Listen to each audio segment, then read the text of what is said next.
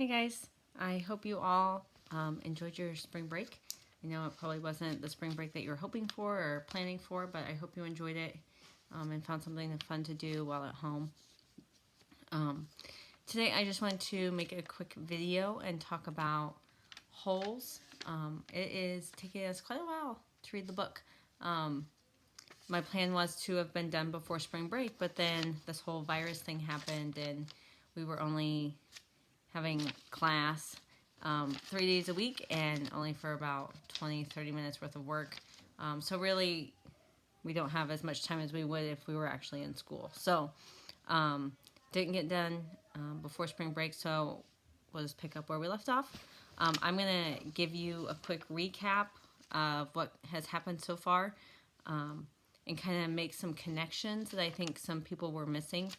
As I've graded your quizzes and some of your homework, some of your responses don't really make sense. That's not everybody. I'm just saying some of the responses. So I want to make sure that everybody was on the same page before we continue on with our work and continue on reading the book.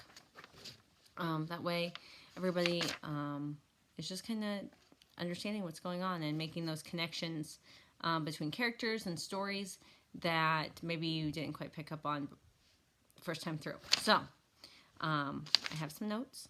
So this is all we are doing in the video today. I'm just doing a quick recap of what's going on. You don't have to do any reading today. We will pick up on reading on Wednesday. But you do need to do the homework that is listed below this, and I'll talk about that a little bit at the very end of the video. Okay? So at the very beginning of Holes, we met Stanley, and he got sent to Camp Green Lake because he stole a pair of famous sneakers. Stanley claims that he did not steal them, that they just happened to fall from the sky, and he got caught with them. But he got sent to the camp. It was not at all what he expected. He expected camp, like, you know, swimming, rowing, climbing walls, making friends, that sort of thing. But this was not that sort of camp at all. This camp is actually like a deserted town. So it used to be a really flourishing town, but now it hasn't rained there in over 100 years. So the lake that the camp is named after is completely dried up. There's no water there other than what they get like through the water truck and all of that. There's no lake there. It's just an old abandoned town that they've turned into this camp. So he gets there. He meets Zero. He meets some of the other guys. And we're mostly going to focus on Zero because he's a big part of the story. At first, he and Zero aren't really friends. He kind of thinks of Zero as a nobody. No, Zero doesn't really talk. He doesn't have anything to say. And he just kind of gets in with the other kids of making fun of Zero, thinking he's better than him, that sort of thing. But as the story goes on, they kind of develop a friendship because Zero asks him to teach him how to read, and so Stanley does that for him in exchange for digging part of his hole. And in that process, once Zero then runs away from the camp, then Stanley then decides to go after him and follow him. So that is kind of where their story, Stanley and Zero, a quick recap of their story. Another story I wanted to point out is Stanley's great-great-great-grandfather. So if he's his great-great-great-grandfather, that means he lives a long time before him. Some of you were like, oh, they're all friends. They all, know each other. They don't. They lived hundreds of years before them. So Stanley's great-great-great-grandfather, Elia, lived in a different country. Okay, he lived in a different country. He was in love with this woman. He wanted to marry her. So he got a pig from this lady named Madame Zeroni. Madame Zeroni said, you can have this pig for free, but you have to carry it up the mountain and sing the song and let it drink from a stream. Those were three important things. Three important things. Carry it up a mountain, sing it the song, let it have a drink. Okay, those are three important things. She said, you do that every single day, the pig will grow big and strong, and then you can marry this lady, and then when that's finished, then you come back to me, and you carry me up the mountain. You sing me the song, you let me have a drink. So he does this with the pig. Ends up, he doesn't marry the girl because she's stupid and wants to pick a number for a husband. She's ridiculous. So he decides he's going to go to America now. But he forgot to keep his promise to Madame Zeroni. And she says, if you don't keep your promise of carrying me up the mountain singing, let me have a drink, then I will curse you and your entire family. So that's how Stanley thinks that he has been cursed, because his great-great-grandfather did not keep this promise to Madame Zeroni. And so that is that story. Now there is another story of Sam and Kate. Their story takes place in Camp Green Lake before it all dried up. So they are in the same location as Zero and Stanley, but they're like 100 years before this. Okay? So they do not, Sam and Kate Barlow do not know Zero and Stanley. Okay? They're in the same location, but 100 years apart. Okay? So Sam and Kate, Sam is a black man. He sells onions in the town. He claims that these onions will cure you of diseases. He claims that onions will protect you from the yellow spotted lizard. He claims these onions are amazing. And he has this spot that he grows these onions, but it's a secret spot. But he says it's like perfect.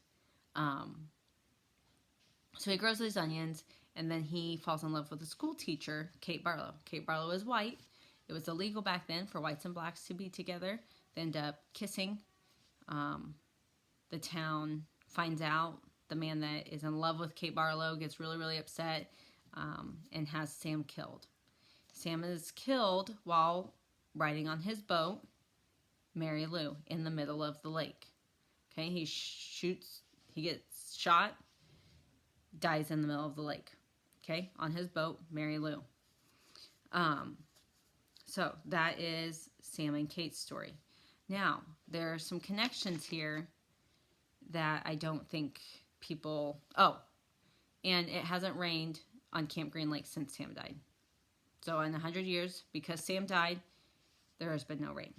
Okay, so there are some connections I don't think people are getting. The first connections are with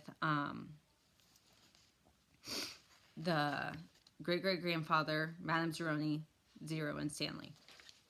Okay, so Zero's last name is Zeroni. Madame Zeroni, Hector Zeroni, they have the same last name. There is a connection there. We haven't quite figured out exactly what that connection is, but we need to take note of they have the same last name. Stanley's great-great-grandfather broke a promise to someone with the last name Zeroni. He was supposed to do 3 things.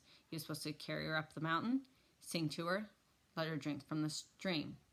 Now, his great-great-grandson, Stanley, is now friends with someone with the last name Zeroni. So that is a connection that we need to take note of. The other connection that we need to take note of is between Sam and Kate and the lake area. So when Kate died, she hid this treasure. We don't know what it is. We just know it's a treasure. And the man that was in love with her had come looking for it. And she ended up dying. And she says, you better start digging because I'm not telling you where it is. And so all we know so far is that the man that was in love with her was then looking for the treasure on this lake because they were back at Green Lake. So there's that connection. We know that they're looking for a treasure on the lake back then. And we know that the warden got really, really excited when she found the tube with KB on it, Kate Barlow. So It's a possibility. The warden is also looking for some sort of treasure. We're not sure of the connection there yet, but it is something to be thinking about. And then when Zero had run off, he hid under a boat. The boat was called Mary Lou.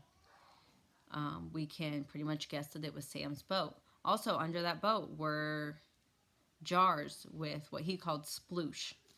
And that sploosh tasted like peaches, is what he said. He said, I don't really know what it is, but it tastes like peaches. We know that Kate Barlow was really, really good at making spiced peaches. It would make sense that Sam would have some of Kate Barlow's spiced peaches in his boat. So this sploosh may very well be some of Kate Barlow's spiced peaches. So Zero and Stanley make it to God's Thumb, which is on the other side of the lake. They had to travel quite a bit of ways to get there. They know that Stanley's great-grandfather, not the great-great one, not the one that refused to carry Madame Zeroni, not that one, like another one down the line, got robbed by the famous Kate Barlow, so about 100 years ago, and he found refuge on God's Thumb. So now that Stanley and Zero have now found refuge on God's Thumb, they have discovered water there, and they've discovered a food source, which is onions. So I want you to be thinking of how that connects back to Sam. What was Sam famous for? He was famous for onions. He had to travel across the lake to his famous onion patch. The boys just traveled across the lake and found onions. So we can make a connection there that this is probably Sam's famous onion patch that they have now found 100 years later. So let's be thinking about what Sam said about those onions. Number one, they provide healing. They provide it's medicine. And number two, it protects you from yellow spotted lizards. So those are some things to remember. So that is kind of where we have left off now. They've found the water, they have found food, and now they're kind of making a decision about what should we do next. So I just wanted to take a few minutes and talk about those connections because I know some of you were struggling with those. So what I need for you to do today is I need you to open up the vocab sheet that I've attached below the video. And you are only doing definitions today, okay? You don't have to do anything else except definitions. I attached dictionary.com link. Click on that. Just look up the definitions, type them out on the sheet. Make sure you make a copy or else you won't be able to. When you are done with the definitions, save it as a Word doc and submit it on Canvas. As we go out throughout the week, we will do more and more, and I'll let you know. But all you have to do today are definitions. So if you have any questions, feel free to email me. Let me know what's going on, and I can try to help you as best as I can. So have a great day, guys. I will talk to you later. Bye.